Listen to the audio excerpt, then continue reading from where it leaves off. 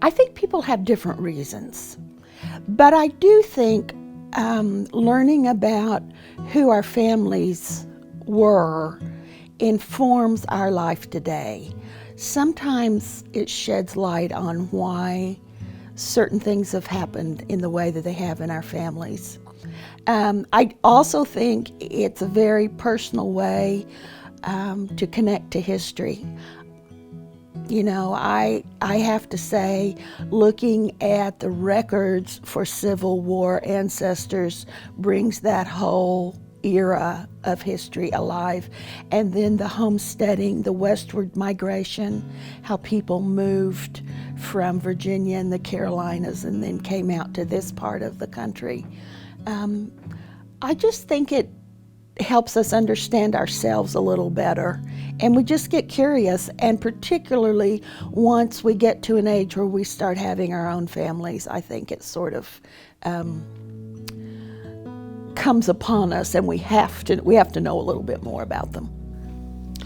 We have a pretty wide range of resources, both in print and electronically, and then microfilm. We have several databases that are available to the public at no cost. We subscribe to them. Ancestry and Fold 3, which has some military records, and it's also a database that we use a lot for the DAWs. The enrollment of the 5 civilized tribes are also on Fold 3. Our published materials are books on the shelf. We have materials from all over the United States.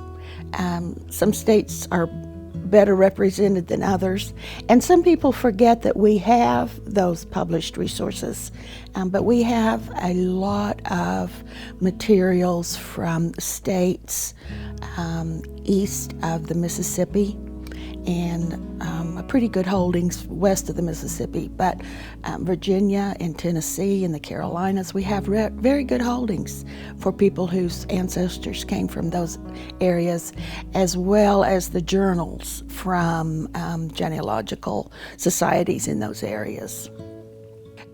We can help customers best if they come with an idea of what they want to do, and if they're looking for family members, if they'll have written down just the basics, names, places, and dates. Even estimates help us when we're talking about births and deaths.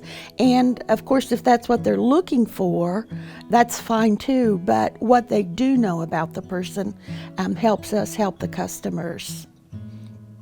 We have so much more than just the Dawes rolls. We have missionaries. The missionaries came early to Indian Territory with the tribes when they were removed. And we have lots of letters, correspondence, collections from those religious organizations that sent those missionaries. And we have tribal papers. They had governments, they had senates, houses of representatives. They may not have called them that, but we have those proceedings as well. We also have a lot of Oklahoma County records that have been microfilmed by the Latter-day Saints, and we have copies of those records. So I think those things are unusual, and our archival catalog and our over 11 million photos makes us pretty unique as well. Start with what you know. And it seems people get kind of frustrated when I start asking them, okay, when and where were you born? Who are your parents? And who are your grandparents? And often people say, well, I know all those people. Well, you do know them. But my guess is you haven't collected the documents on them, and you never know what you're going to find when you look on those documents. Both of my grandparents fibbed on their marriage license, for example. And once I figured that out, it was just kind of a fun fact to know. And it also informed why they went to get married in 2 counties away from where they'd already lived, because they wanted to go where people didn't know them. And so when you collect the documents and start analyzing them, they really do give you an insight into your family. So I say start with what you know, write down. The other thing that's really important is to interview your older relatives, talk to them, ask them questions. And I always say ask them questions and then listen.